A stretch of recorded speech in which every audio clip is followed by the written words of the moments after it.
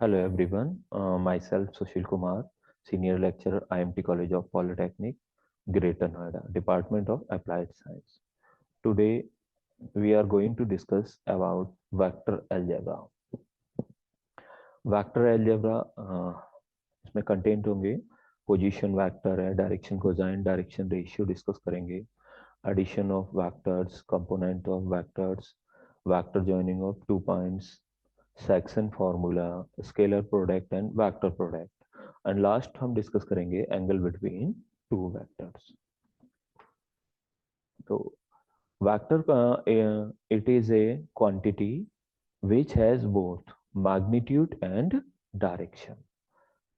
हम देखेंगे वेक्टर में बहुत क्वांटिटी होती हैं जिसमें मैग्नीट्यूड भी होगा और डायरेक्शन, मतलब परिमाण के साथ साथ हम दिशा पे भी काम करेंगे. पोजीशन वेक्टर यहाँ पे जैसे हमने एक यहाँ पे एक ओपी कोई पोजीशन वेक्टर ले रखा है, आप देख पा रहे होंगे. तो ओपी का जो मैग्नीट्यूड होगा वो होगा अंडर रूट आई के कोफिशिएंट का स्क्वायर प्लस जे के कोफिशिएंट का स्क्वायर प्लस के कोफिशिएंट का स्क्वायर. ये एक्स स्क्वायर, वाई स्क्वायर और जेड स्क्वायर. डायरेक्शन कोसाइन और डायरेक्शन रेशियो. यहाँ पे जो ओपी वेक्टर है हमारा, वो vector X axis, Y axis, Z axis के साथ जो एंगल बनाते हैं उनका जो कॉस होगा वो हमारा कहलाएगा डायरेक्शन कोसाइन.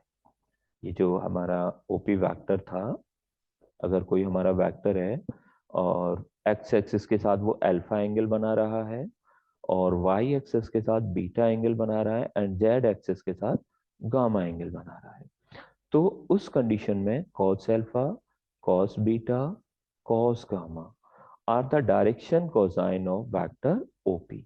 ओपी वेक्टर के डायरेक्शन कोसाइन कहलाएंगे. इन्हें हम डिनोट करते हैं स्मॉल एल, एम और एन से.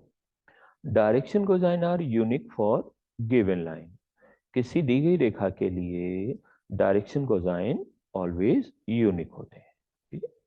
Number proportional to direction cosine are called direction ratio.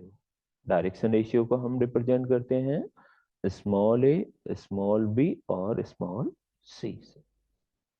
यहाँ डायरेक्शन कोसाइन में एक रिलेशन होता है L square plus M square plus N square equals to 1 always. यहाँ और आप करके ये भी लिख सकते हैं कि एल की जो वैल्यू होती है cos square alpha plus cos square beta plus cos square gamma equals to 1. ये हमारा रिलेशन होता है direction cosine. Addition of vectors, दो वेक्टरों का अगर हम जोड़ को देखें तो triangular law of addition A B plus B C equals to होगा A C vector. A C vector इधर प्लस में, दूसरी साइड जाएगा माइनस हो जाएगा. अब ए सी का अगर हम डायरेक्शन चेंज करते हैं तो वो होगा हमारा सी ए, अब वो भी माइनस में, तो माइनस माइनस यहाँ पे प्लस हो जाएगा. ये हो गया हमारा A B plus B C और plus C. Parallelogram law of addition O B plus O A equals to O C.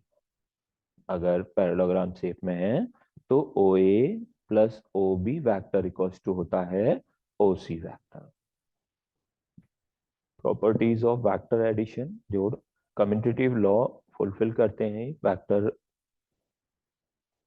A B, A plus B equals to होगा B plus A. Associative law भी property, जो property होती है उसको ये fulfil करते हैं. ठीक. वेक्टर, ये आपका displacement A C equals to होगा A B plus B C. Components of vector, vector के कंपोनेंट हम देखेंगे. पोजीशन वेक्टर अगर हमारा कोई ओपी है तो OP equals to X I plus Y J plus Z K होगा, जहां आई जे के हमारे यूनिट वेक्टर होंगे along with x and y and z axes. यहाँ xi, yj और जो zk होंगे ये हमारे होंगे component of vector OP. xi, yj sorry और zk ये हमारे कंपोनेंट होंगे किसके, ओपी वेक्टर के। Joining of two vectors, P1 कोई वेक्टर है, P2 वेक्टर है, P1 P2 वेक्टर होगा x2 minus x1i plus y2 minus y1j plus z2 minus z1k। इसका हम अगर मॉड्यूलस देखेंगे, मॉड्यूलस मीन्स इसका magnitude, P1 P2 magnitude equals to होगा अंडर रूट i के कोएफिशिएंट का स्क्वायर x2 माइनस x1 का होल स्क्वायर प्लस j के कोएफिशिएंट का स्क्वायर y2 माइनस y1 का स्क्वायर प्लस k के कोएफिशिएंट का स्क्वायर। तो ये वैल्यू कहलाएगी P1 P2 का मैग्नीट्यूड। सेक्शन फॉर्मूला हम आगे डिस्कस करेंगे। सेक्शन फॉर्मूला, सेक्शन फॉर्मूला दो टाइप से आपका डिवीजन होगा, इंटरनल डिवीजन और एक्सटर्नल डिवीजन। कोई आर वेक्टर ए और बी वेक्टर के लिए इंटरनली डिवाइड करता है तो उसका फॉर्मूला होगा m और n के रेशियो में, जहां m और n हमारा स्केलर क्वांटिटी है, m b vector plus n a vector upon m plus n, ये इंटरनल डिवीजन के लिए। वहीं अगर ये जो आप देख पा रहे हैं a वेक्टर है, b वेक्टर है और कोई c वेक्टर r जिसे हम कह रहे हैं, ये हमें एक्सटर्नली डिवाइड करता है, तो यहां फॉर्मूला होगा M B vector plus N A vector, sorry minus external के लिए, upon M vector minus M minus N. Mid point का नॉर्मली जो फॉर्मूला होता है मिड पॉइंट के लिए A vector plus B vector upon 2। इस तरह से ये सेक्शन फॉर्मूला यहाँ पे काम करता है। स्केलर और dot product of two vector, दो वेक्टरों का अदिश गुणन जिसे आप कहते हैं, स्केलर प्रोडक्ट भी कह देते हैं और डॉट प्रोडक्ट भी, क्योंकि यहाँ पे डॉट लगा होता है। इनका जो रिजल्टेंट होता है वो ऑलवेज स्केलर क्वांटिटी आता है, इसलिए इसे स्केलर प्रोडक्ट कहते हैं। द स्केलर और dot product of two non zero vectors a and b denoted by a dot b। a dot b equals to होगा mod a mod b cos theta. Theta is an angle between a vector and b vector. Theta की जो value होगी always 0 से लेकर पाई तक हो सकती है।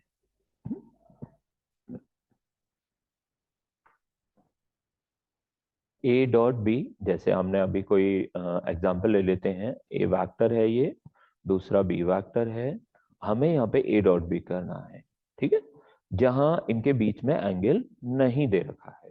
तो नॉर्मली क्या होगा, इसका इससे मल्टीप्लाई होगा, ये हमने कर दिया यहाँ पे। सेकंड ए वाई जे का मल्टीप्लाई होगा इससे। थर्ड ए जेड के का मल्टीप्लाई होगा। तो यहां पर हम देख पा रहे हैं कि आई डॉट आई, इसकी वैल्यू 1 होती है, I dot J 0 and I dot के 0, जे डॉट आई 0 और जे डॉट जे 0। ऐसा क्यों हो रहा है, क्योंकि हम यहाँ पे देखेंगे ये, अब अगर हम देखते हैं आई वेक्टर, तो मॉड आई की वैल्यू 1, मॉड आई की वैल्यू 1 और कॉस उनके बीच का एंगल 0 होगा। आई वेक्टर के बीच का एंगल 0 होगा, कॉस 0 की वैल्यू 1 होती है, तो इसलिए आई डॉट आई की वैल्यू 1 होगी। सिमिलरली अगर हम आई डॉट जे करते हैं तो मॉड आई मॉड जे और कॉस उनके बीच का एंगल वो हमारा होगा 90 डिग्री और कॉस 90 की वैल्यू 0 होती है। इसीलिए हम यहाँ पे लिख पा रहे हैं कि आई डॉट आई 1 होगा, आई डॉट जे 0 होगा, जे आई डॉट के 0 होगा, जे डॉट आई 0 होगा, केवल आई डॉट आई 1 होगा, जे डॉट जे 1 होगा और के डॉट के 1 होगा। तो इस तरह से हमारी वैल्यू निकल के आ रही है ए वेक्टर डॉट बी वेक्टर की, जो कि आप देख पा रहे हैं स्केलर क्वांटिटी है। ठीक है, कुछ प्रॉपर्टीज हैं इसकी। Scalar product of two vector A dot B equals to A dot B mod B cos theta theta. A dot B always scalar quantity होगा, जैसा कि हम देख पा रहे थे, अभी हमने अभी रिजल्ट निकाला था। देखिए यहाँ जो रिजल्ट निकल के आया है ये ए डॉट बी का रिजल्ट है, जो कि कैसी वैल्यू है, स्केलर क्वांटिटी है। A dot B, if A dot B equals to 0, then A vector and B vector are mutually perpendicular. एक दूसरे के लंबवत होंगे, मतलब इनके बीच का जो एंगल है वो 90 डिग्री होगा। थर्ड आप देखेंगे A dot B equals to होता है mod A mod B if theta equals to 0, मतलब कॉस थीटा की वैल्यू 0 हो जाएगी, कॉस थीटा का मान 0 का मान 1 होता है, कॉस 0 की वैल्यू क्या होती है, 1 होती है। Similarly A dot B equals to होगा मॉड ए मॉड बी, वो भी माइनस में, कब, जबकि थीटा की वैल्यू कितनी है, मैक्सिमम होगी यहाँ पे 180। ठीक है, क्योंकि cos 180 की वैल्यू -1 होती है। और ये हमने आपको अभी बताया था property number 5, I dot I J dot J के डॉट के ऑलवेज 1 होते हैं। क्यों 1 होगा यहाँ पे, क्योंकि आई और आई के बीच का एंगल, आई वेक्टर और आई वेक्टर के बीच का एंगल हमेशा कितना होगा, 0 डिग्री, और cos 0 की वैल्यू 1 होती है। इसलिए आई डॉट आई 1 होगा, जे डॉट जे 1 होगा और के डॉट के 1 होगा। सिमिलरली अगर आप 6 पॉइंट को देखेंगे, आई डॉट जे 0 होगा, क्योंकि इनके बीच का एंगल 90 डिग्री हो जाएगा, जे डॉट के और के डॉट आई। इस तरह से अगर कुछ और है तो उसकी वैल्यू भी 0 होगी। यदि हमें दोनों वेक्टरों के बीच का एंगल निकालना पड़ा तो cos थीटा की वैल्यू होती है mod A mod B A dot B upon mod A mod B, ये cos थीटा के लिए है। क्योंकि एट्थ प्रॉपर्टी पे आप देख पाएंगे A dot B equals to B dot है, क्योंकि ये स्केलर क्वांटिटी है इसलिए A dot B equals to होगा बी डॉट है। Ninth property A dot B plus C distribution law equals to होगा A dot B plus A dot C. यदि A vector का मान इतना है, बी वेक्टर का मान इतना है, तो ए डॉट बी जो निकल के आया था अभी हमने देखा था, तो वो क्या था, हमारा स्केलर क्वांटिटी है, तो वो इतने के बराबर होगा। मतलब नॉर्मली अगर हम करना चाहें डायरेक्ट तो वहां पे क्या होगा, आई के कोफिशिएंट का आई के कोफिशिएंट से इंटू करेंगे, प्लस जे के कोफिशिएंट का जे से इंटू करेंगे, प्लस के कोफिशिएंट का के कोफिशिएंट से।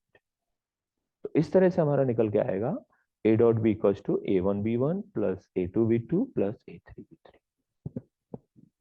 11 हम देख पा रहे हैं कि अगर किसी स्केलर वैल्यू का मल्टीप्लाई हो रहा है वेक्टर से, तो वो कंप्लीट ए डॉट बी से मल्टीप्लाई माना जाएगा, अगर हम उससे बी से इंटू कर रहे हैं।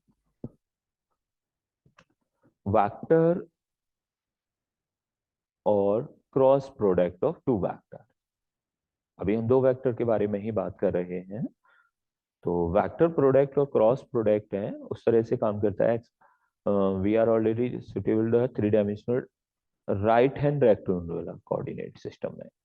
अगर हम इस तरह से देखेंगे तो इस तरह से ये काम करता है एक्स वाई और जेड के अकॉर्डिंग। ठीक है, तो डायरेक्शन के अकॉर्डिंग। ठीक,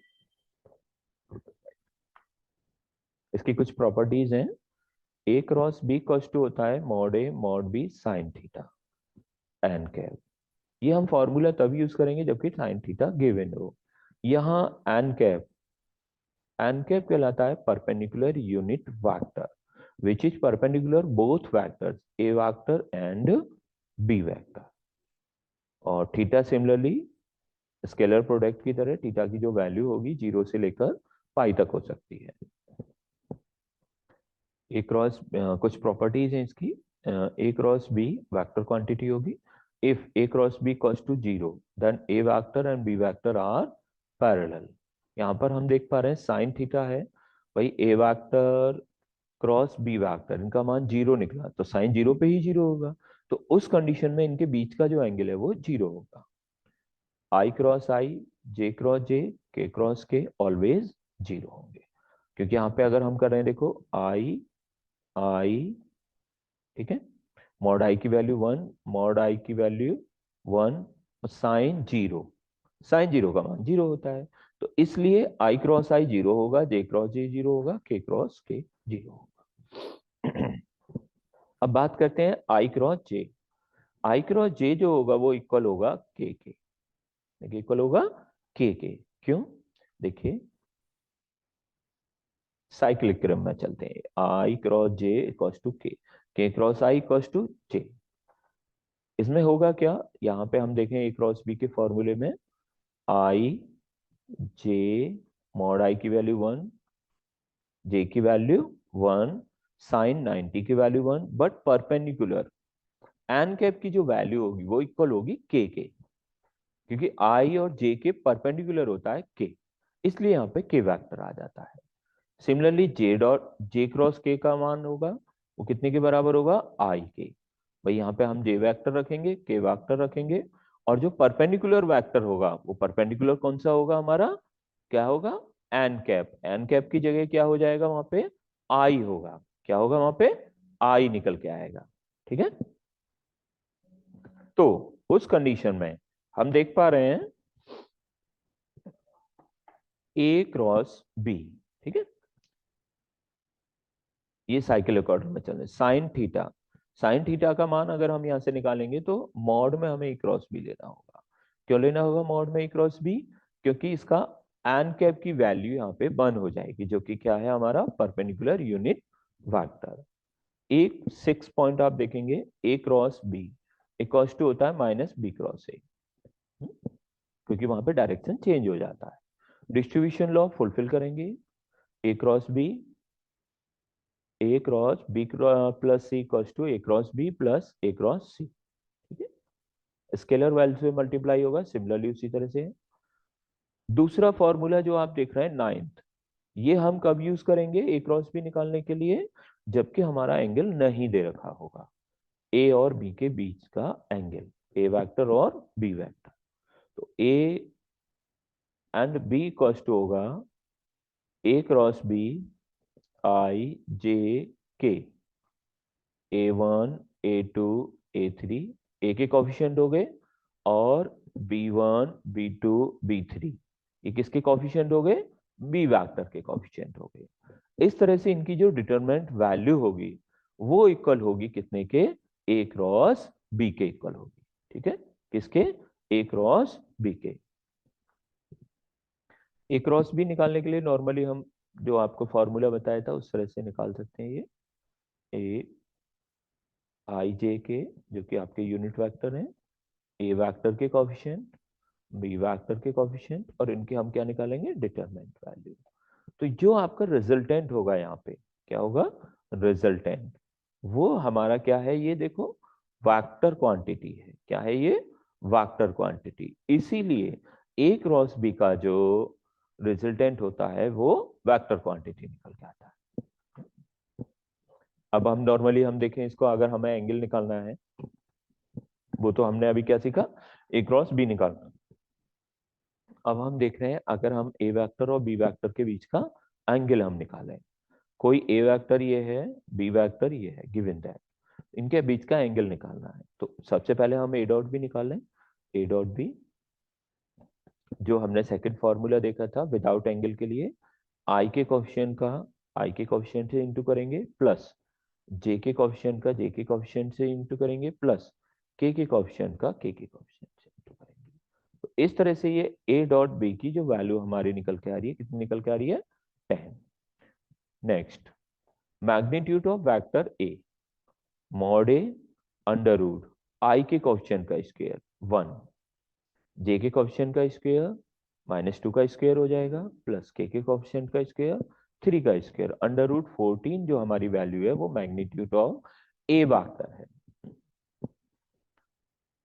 next, magnitude of B vector, mod B under root, देखिए इस तरह से यहां से b1 square plus b2 square plus b3 square, ये भी यहाँ पे सिमिलरली निकल के आ रही है √14। ऐसा कोई आवश्यक नहीं है कि ये सेम वैल्यू हो, वो डिफरेंट भी हो सकती है। अब हम फॉर्मूला यूज करेंगे scalar product of two vector का ए डॉट बी एंगल निकालने के लिए। साइन के फॉर्मूले से भी यूज कर सकते हैं, बट वहां पे क्या यूज करना पड़ेगा, आपको मॉड निकाल के यूज करना होगा ए क्रॉस बी से। A dot B equals to होता है mod A mod B cos theta. A dot B की वैल्यू यहाँ पे 10 पुट कर दिया हमने, mod A √14 mod B √14 cos theta. Cos theta equals to 10 upon √14, या हम लिख सकते हैं 5/7। Theta equals to cos inverse 5/7। यहाँ पे वैल्यू निकल के आई है, किसकी निकल के आई है वैल्यू, थीटा की। तो इस तरह से हम सीखते हैं vector product of two vector और dot product of two vector. और इससे थैंक यू। इससे अगली स्लाइड में हम सीखेंगे आगे कभी नेक्स्ट टॉपिक में प्रोडक्ट इनका वेक्टर प्रोडक्ट 3 वेक्टर। ठीक है।